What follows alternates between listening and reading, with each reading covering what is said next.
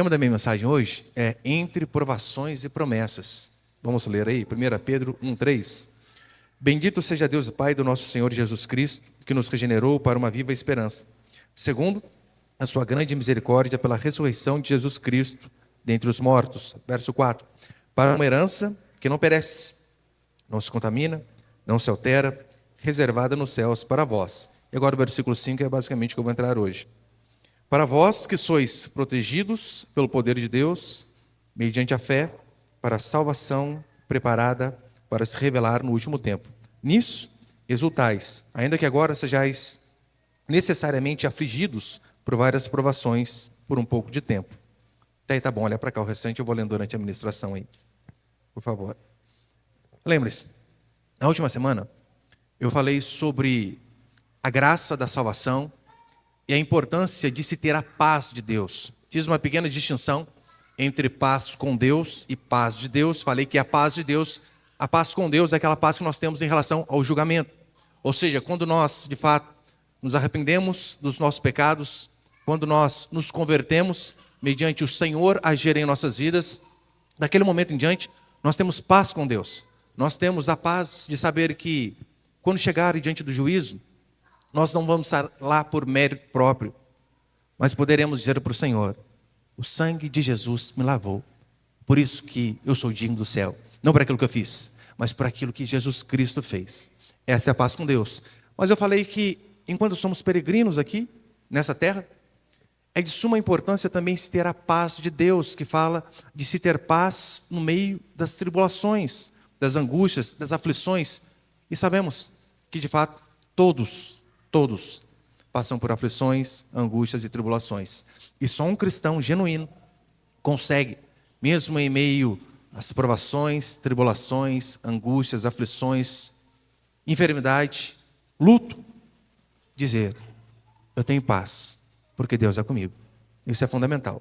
Então, isso é possível de fato para aqueles que creem em Cristo, para aqueles que têm a Jesus Cristo, como Pedro disse, como uma viva esperança. E hoje eu quero passar alguns princípios aqui do versículo 5 em diante. Põe ali, por favor, o primeiro princípio. Primeiro, alegria em meio à tribulação. Acompanhe comigo, por favor, só novamente o versículo 5 e o 6. Diz assim a palavra do Senhor. Falando sobre a nossa salvação, reservada para nós, que sois protegidos pelo poder de Deus, mediante a fé, para a salvação preparada para se revelar no último tempo. Nisso exultais, ainda que agora sejais necessariamente afligidos por várias provações por um pouco de tempo. Veja, olha para cá. No versículo 4 diz que Deus ele preparou para nós uma herança, que ela não se corrompe, que ela não perece, reservada para nós nos céus.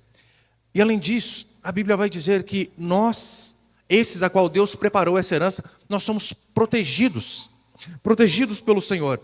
Claro, essa proteção no sentido espiritual é aquela paz de Deus, como diz Paulo, que excede todo o entendimento, como eu citei no domingo passado. O irmão me dizendo aqui, com problemas em casa, problemas na família, e para piorar a situação, já foi mandado embora. Mas no meio de uma tribulação dessa, ele me disse: pastor, eu tenho paz. Quem pode ter paz diante de uma circunstância dessa, a não ser aquele que é filho de Deus?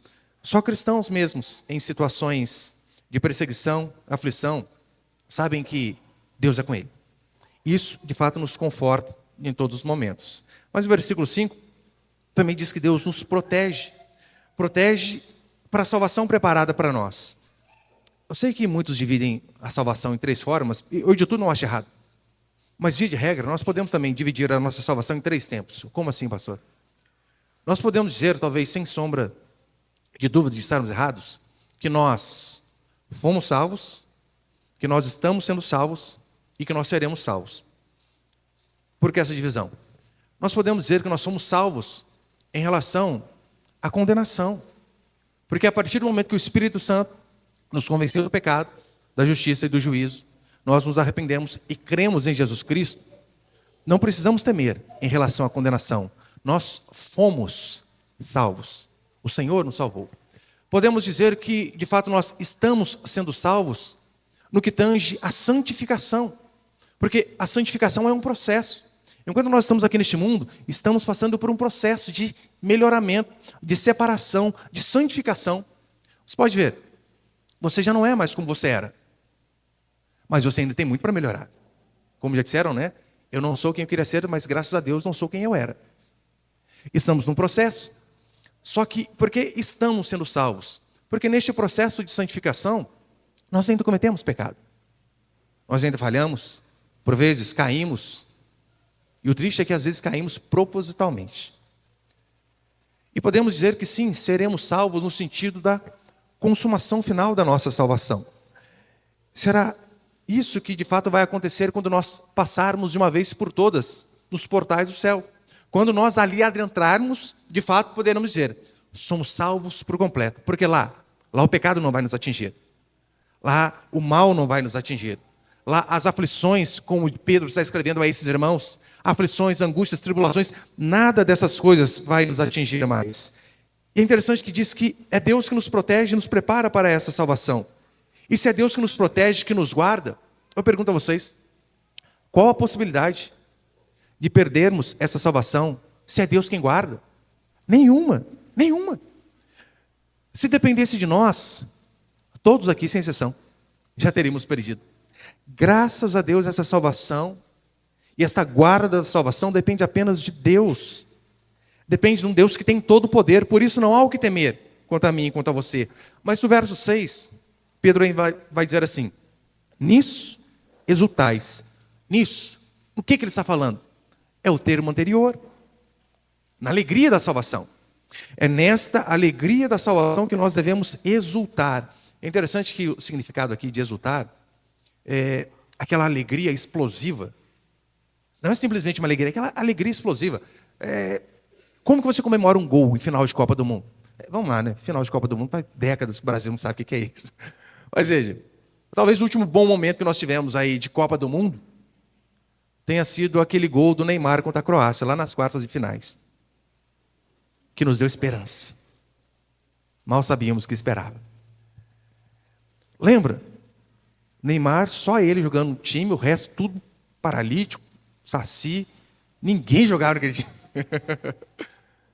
Neymar, ele dibra o time inteiro, faz tabela com os cones ali. Na hora que ele fez gol, como que você comemorou o gol? Você que gosta mais ou menos de futebol. Ele fez aquele gol, você fez o quê? Gol, glória a Deus. Não foi assim. Você exultou. Lá em casa os moleques saíram gritando para a rua. É mais ou menos esse sentido aqui. Exultar. Uma alegria explosiva. E nós temos algo muito mais empolgante, muito mais valioso para exultar do que um gol em final de Copa do Mundo. Temos a salvação em Cristo Jesus. Só que, infelizmente, os afazeres da vida, as tribulações, isso parece que vai fazendo nos esquecer daquilo que realmente é importante, daquilo que Cristo fez por mim e por você. Nós nos alegramos com diversas coisas e acabamos esquecendo de nos alegrar com aquilo que realmente importa. Que é saber que Cristo pagou o preço pelos nossos pecados. Saber que, embora venhamos a passar por momentos difíceis aqui neste mundo, nós temos do que nos alegrar. Só que nós vamos esquecendo no meio do caminho. Por quê? Que eu e você devemos exultar na salvação. Versículo 6, ele continua, nisso exultais, ainda que agora sejais necessariamente afligidos por várias provações por um pouco de tempo. Pedro, ele está escrevendo a pessoas que estavam sendo dispersas, pessoas que não tinham morada certa, pessoas que estavam sendo espalhadas por todo o canto da Palestina, sem saber para onde ia, pessoas que de fato não tinham a mínima certeza do que seria amanhã. Por isso Pedro diz, vocês necessitam ter a esperança em Cristo, porque se vocês não colocarem essa esperança no Senhor, vocês vão pirar, vocês vão ficar doidos. Por isso Pedro diz, esperança, alegria, porque vocês vão passar dificuldades e provações. Ou seja, o cristão de fato, ele é aquele que, mesmo sem algo material, mesmo sem algo substancial, mesmo que os olhos dele não vejam nada num horizonte a curto ou médio prazo, ele tem o porquê se alegrar. Ele tem uma alegria maior que ninguém tira. Lembra? A Bíblia diz que Paulo, quando ele escreve a sua carta aos Filipenses, ele escreve uma carta de 4 capítulos, cujo tema central da carta é alegria. O tempo todo você vê Paulo dizendo alegria, alegria, alegria. Você vê ele no capítulo 4 dizendo assim: alegrai-vos no Senhor, outra vez vos digo, alegrai-vos. Agora, de onde um homem extremamente alegre escreve essa carta? Da cadeia, da prisão. Você reparou? Se Paulo olhasse nas circunstâncias, no local que ele estava, no dinheiro que ele não tinha, qual o motivo da alegria de Paulo? Nenhuma, zero. Ele explica o porquê que ele é feliz, mesmo numa circunstância desfavorável. Filipenses 1:21. Porquanto para mim viver é Cristo, e o morrer é lucro. Ele sabe, Cristo é que eu preciso, Ele é o meu Senhor, é dele que eu necessito.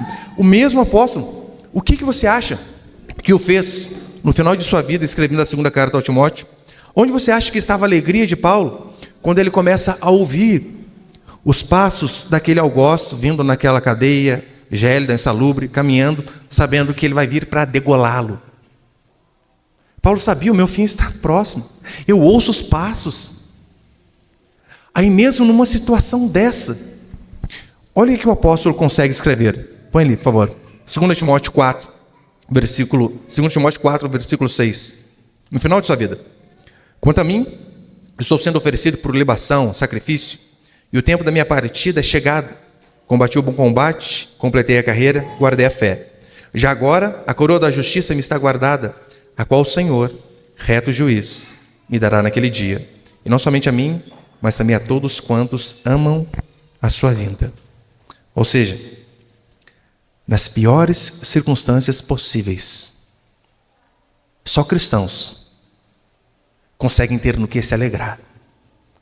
Nas desgraças da vida, que infelizmente são muitas, só o cristão consegue ter paz. Por isso que a nossa maior alegria, ela independe de dinheiro, do quanto você tem no banco, independe do como está a sua saúde, independe do como está a sua família, seu casamento, seus filhos.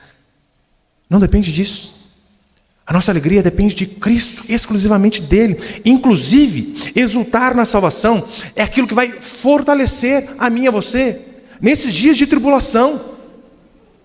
Se você não tem essa alegria em Cristo, na hora da angústia, da aflição, a tendência é você titubear em relação à fé, é você desanimar, é você pensar: será? Será? Mas veja, quando Pedro vai dizer assim, né? Nisso exultais, ainda que agora sejais necessariamente, triste, né? Necessariamente afligidos por várias provações. A palavrinha no grego aqui, várias, é poikilos, de onde vem a nossa palavra latina policromático, várias cores. O que basicamente Pedro está dizendo aqui é o seguinte: as provações que sobrevêm sobre os crentes são das mais diversas possíveis. Por vezes vai ser branquinha, depois aquele amarelo claro, depois um amarelinho um pouco mais escuro, dá uma laranjada por vezes, a vermelha, e pode ser por vezes preta.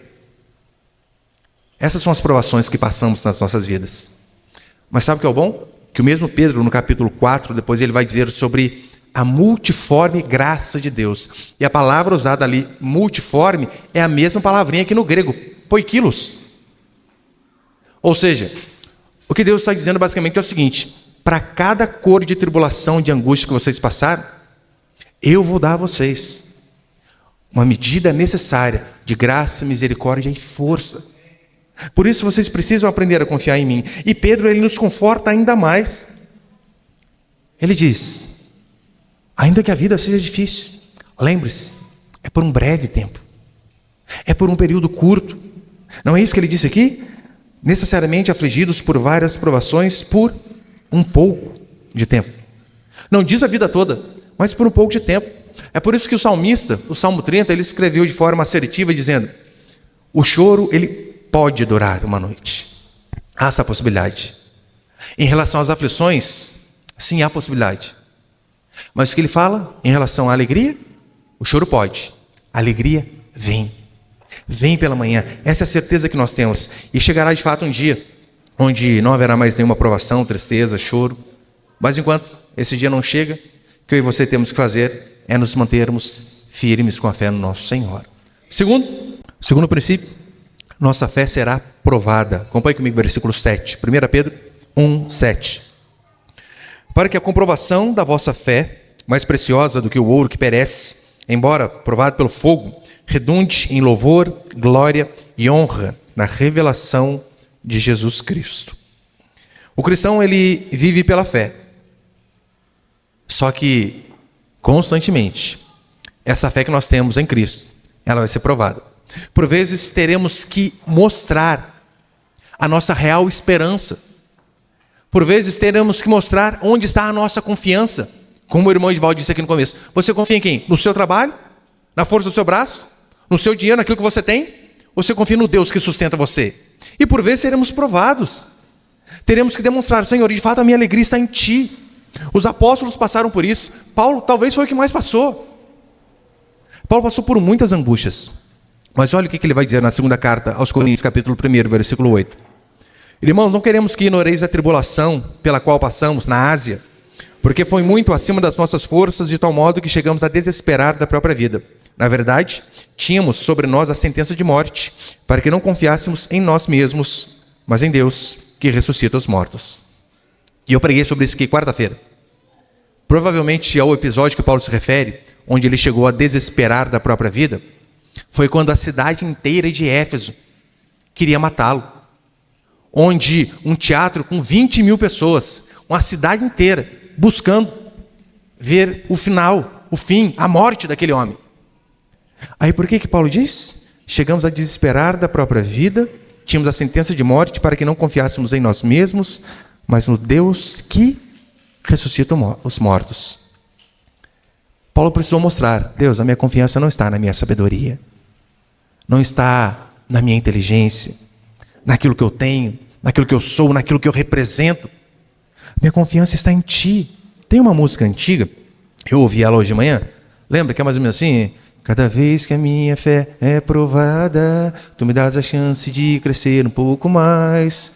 Montanhas e vales, desertos e mares, que atravesso me levam para perto de Ti. A nossa vida via de regra assim. Sabia? Cada vez que a nossa fé é provada, e ela vai ser. É isso que Pedro está dizendo. Mas quando essa fé for provada, você precisa aprender a dar a resposta certa. Agora muitos conseguem cantar de peito aberto este cântico, rompendo em fé. Mas quantos conseguem de fato viver aquilo que uma letra extremamente bíblica como essa diz? Muitos são fiéis a Deus se, e somente se, as coisas andarem do jeito que Ele planejou. Sai um pouco daquilo que ele tinha planejado, acabou a esperança em Deus. Começou a ver as tribulações, acabou a esperança em Deus. Se eu tiver dinheiro, saúde, os filhos forem um anjinho, um emprego, daí sim. Aí acontece do marido ir embora de casa, a fé vai junto com o marido. Por quê? Ora, porque a fé dele não estava em Deus, a fé dela não estava em Deus, mas estava numa pessoa. Eu e você devemos lembrar que, independente da circunstância, ainda que seja a maior dor do ser humano, como dizem alguns, que é quando o filho falece, ainda que seja uma enfermidade que bata a nossa porta, ainda que seja uma demissão ou qualquer outra coisa, qual a nossa resposta? A nossa fé vai ser provada. Lembra do exemplo de Jó. Jó perdeu tudo. Não foi um filho, foram 10. Jó ficou miserável do dia para a noite. Jó ficou doente. Virou, de fato, uma aberração viva. E no finalzinho do livro de Jó, capítulo 41 e 42, é muito interessante. Eu consigo ler aquele livro, aquele capítulo, só imaginando os anjos do céu assim, ó. E agora? E agora? O que ele vai dizer? Você lembra? Jó, depois de todas essas aflições, o que ele diz? Deus deu, Deus tirou. Bendito seja o nome do Senhor. Responde corretamente. Passamos por aflições, umas duram mais tempo que outras, mas uma coisa é certa, como diz o próprio texto: vai passar. O tempo é curto. Por mais cinza que seja a tempestade, a certeza que eu e você temos como cristãos é que o sol vai raiar sobre a nossa vida. Essa é a nossa esperança. Se de fato confiamos em Cristo, não há o que temer. Eu lembro uma vez eu não sei se estava indo de São Paulo para Porto Alegre ou de Porto Alegre indo para cá, não lembro. Eu lembro que saindo do aeroporto, neblina, chuva, nossa, um clima terrível. Aí você já sai com medo, né? Falei, pronto, já era. É hoje. Só que eu lembro que o avião passando no meio das nuvens, assim, dá aquela tremidinha básica para você orar um pouquinho mais. Mas depois que ele passou as nuvens, o céu estava limpinho, não tinha uma nuvem lá em cima. O solzão estalando assim. E eu lembro que eu olhava para a janela e assim, gente, a tempestade é só lá. Aqui não tem. E essa é a certeza que nós temos em relação ao nosso Deus. Por mais que tenhamos uma vida de turbulência, de tempestade, de tribulação, o sol vai raiar, pode ter certeza. Isso aqui não é um jargão apenas para você ficar feliz. É a palavra do Senhor que diz. E é nela que nós devemos colocar a nossa esperança. Por isso precisamos ter a fé correta. A fé como Pedro vai dizer, por exemplo, no versículo 8. Pois, sem tê-lo visto, vós o amais. E sem vê-lo agora, crendo, exultais com alegria inexprimível ou indizível e cheia de glória. Isso é que é fé. É você não ver e mesmo assim acreditar. É por isso que os apóstolos falam da nossa fé. Por quê? Muitas pessoas ali viram Cristo encarnado e não creram. Nós ouvimos falar, mas o Espírito Santo nos convenceu de pecado e acreditamos. Isso é fé. Por isso que o resumo de fé esteja lá em Hebreus 11. A certeza das coisas que se esperam e a convicção de fatos que se não veem. Ou seja, eu não vejo um horizonte ali na frente, mas eu sei o Deus que está comigo. Eu não consigo, com os olhos humanos, ver uma saída para o meu problema. Mas eu creio em um Deus que tem todo o poder e é Ele que me guarda. E detalhe, hoje nós não vemos Deus pessoalmente, como diz aqui Pedro. Mas haverá um dia, e esse dia há de chegar. Eu oro constantemente para que chegue logo. Onde os nossos olhos, de fato, ainda que fechem para esse mundo, eles vão se abrir diante do Rei da Glória. Então, tudo aquilo que nós lemos, ouvimos, pregamos, estudamos, tudo aquilo vai ser real diante de nós. Eu não sei quanto a você, mas isso me traz uma alegria tão grande de saber que quer a igreja cresça ou não, quer os filhos respeitem ou não, quer a enfermidade bata a porta ou não, quer tenha dinheiro ou não, essas coisas não importam. Essas coisas são tudo, porém, pode acontecer. Isso aqui é certeza. Na verdade, não apenas nós veremos ao Senhor, sabia? O que a Escritura diz é que todo olho verá. Apocalipse, capítulo 1, versículo 7, diz assim: Ele vem com as nuvens e todo olho verá, até mesmo aqueles que o traspassaram. E todas as tribos da terra se lamentarão por causa dele. Sim e amém. Todo olho vai ver o Senhor. A diferença é que nós veremos o Senhor, sabe como? Os olhos dele para nós, olhos de misericórdia, de saber que Cristo Jesus pagou o preço pelos nossos pecados. Assim nós veremos o Senhor e assim Ele vai nos olhar. Os outros, o restante, não vai ver Deus como um Deus misericordioso, mas vai haver um juiz no trono. Um juiz que de fato julga com justiça e vai condenar a morte eterna e ao sofrimento eterno aqueles que não se arrependeram de seus pecados. Por isso devemos exultar com alegria indizível, inexprimível e cheia de glória. E no versículo 9 ainda termina, né? E alcançando o objetivo da vossa fé, a salvação da vossa alma. E terceiro e último princípio. Põe por favor, Caio. Terceiro princípio, a graça do Evangelho. Acompanhe comigo o versículo 10 até o versículo 12, por favor. Foi essa salvação que os profetas examinaram e dela procuraram saber com cuidado, profetizando sobre a graça destinada a vós, ou seja, aquelas pessoas que estavam sendo escritas essa carta, a qual Pedro está falando. Verso 11. Indagando qual o tempo ou ocasião que o Espírito de Cristo que estava neles indicava ao predizer os sofrimentos que sobreviriam a Cristo e a glória que viria depois desses sofrimentos. A eles foi revelado que era para vós, e não para si mesmos, que eles ministraram essas coisas que agora vos foram anunciadas, porque aqueles que pelo Espírito Santo enviaram do céu, vos pregaram o Evangelho. Até mesmo os anjos desejam examinar tais coisas. Ou uma versão melhor, né?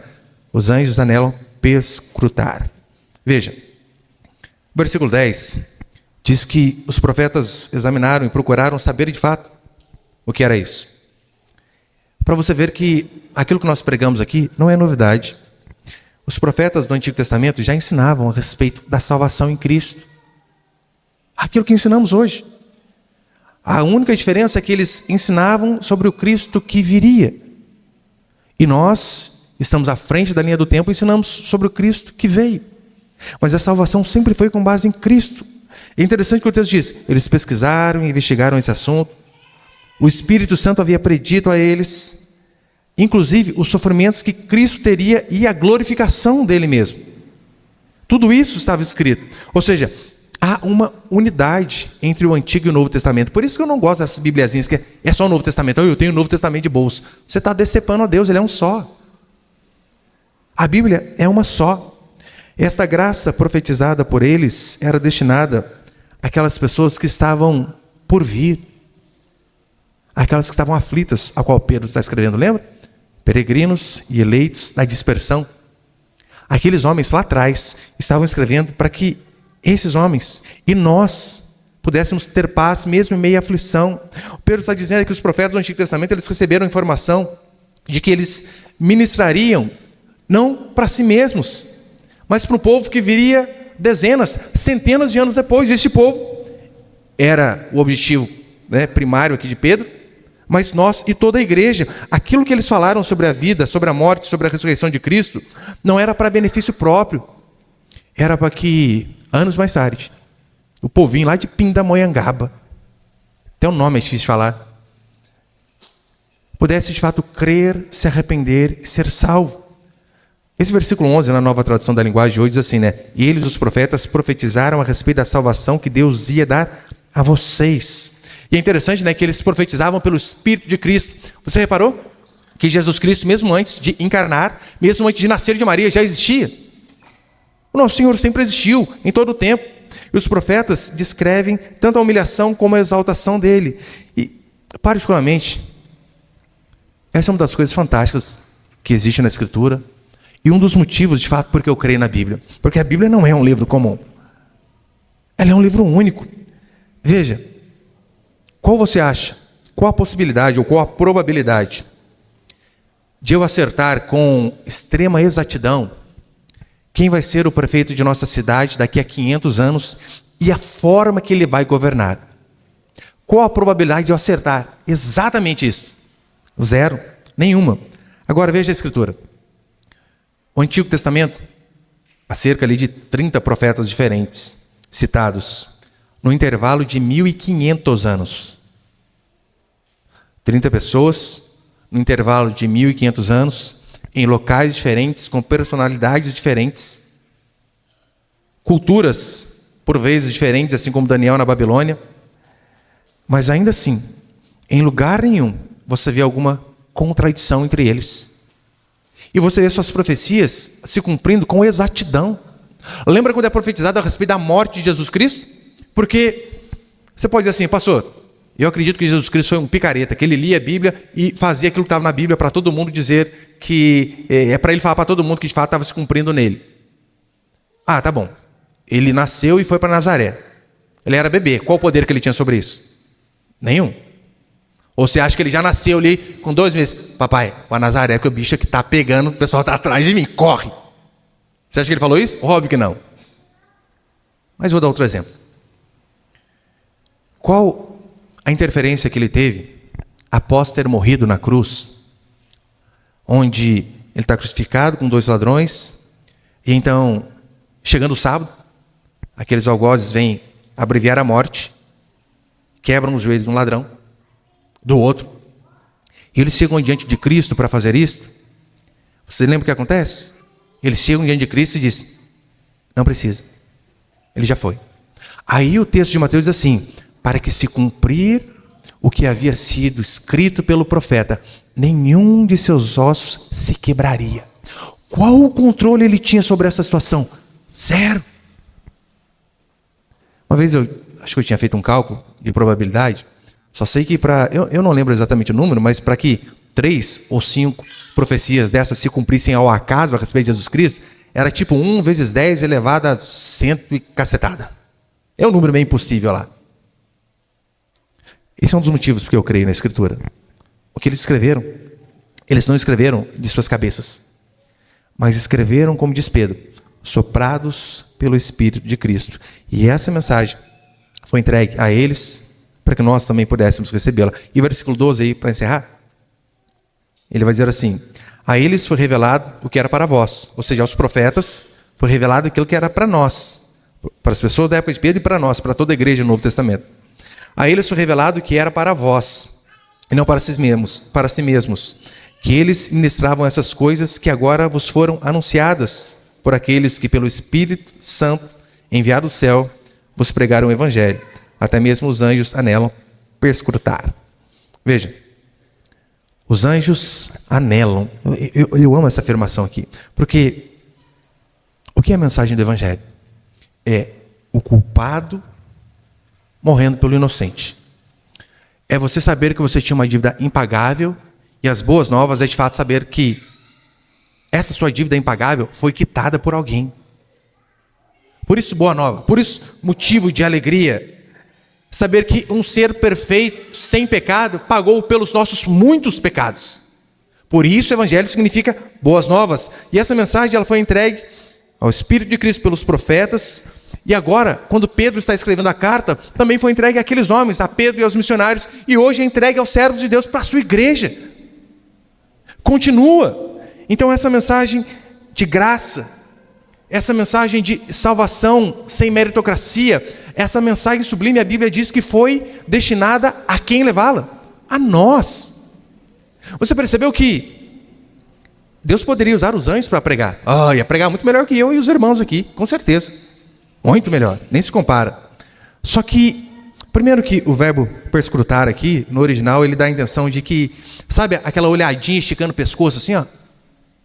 Essa é a intenção. E é isso que significa, ou seja, os anjos estão vendo os homens pregar o Evangelho e a graça de Deus na mensagem do Evangelho, os anjos ficam assim, que é isso? Eles não entendiam. Eles queriam saber o que era. Como funciona a tamanha graça? E Deus ainda quer que esses homens levem essa mensagem, porque eu acho interessante que lá em Atos vai dizer que, olha o privilégio que nós temos de pregar a palavra. Vai dizer que o anjo aparece para Cornélio e diz, chama Pedro para trazer a mensagem. Mas por que o anjo não falou? Olha a trabalheira que deu. Não, você vai lá, busca ele, na hora que ele chegar, você fala, é o anjo que mandou aqui, o que esse tempo falar para a gente? Encurtava o caminho, foi 2 dias para ir, 2 dias para voltar. Você percebeu que o anjo vai, mostra, ele chama Pedro, mas diz, Pedro, agora prega para essa família aí.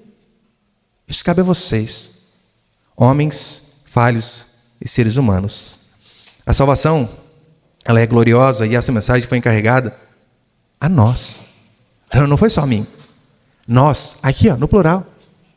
Todos, essa mensagem foi encarregada a seus filhos e filhas. E se nós de fato negligenciamos isso, estamos cometendo um pecado gravíssimo. Se nós, diante de pessoas que estão se perdendo, calamos a nossa voz, não falamos de tão sublime salvação, estamos pecando contra o nosso Deus. Não podemos reter essa mensagem, não podemos nos contentar em vir ao culto e voltar para casa. Não se contente, meu querido irmão, com ser aquele crente esquenta-banco. Eu venho, esquenta a cadeirinha, acabou, vou embora. Há uma missão para a igreja.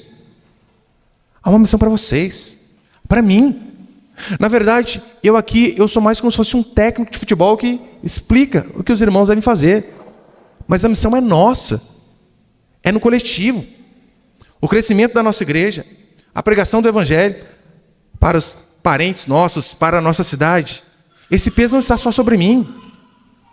Está sobre vocês, sobre nós que somos a igreja do Senhor. Então que viemos a entender isso. E não apenas entender, viemos a entender e praticar. Que Deus possa dar a mim e a você a graça de sermos arautos dessa boa nova.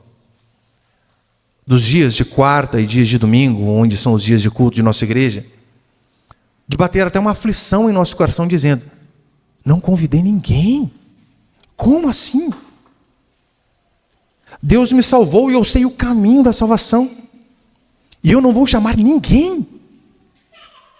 Que Deus possa de fato cobrar isso de nós, que possamos viver com a alegria que Pedro descreve, sabendo que, mesmo que a nossa fé seja testada, ela vai nos levar à glória prometida por Ele. Isso é certeza.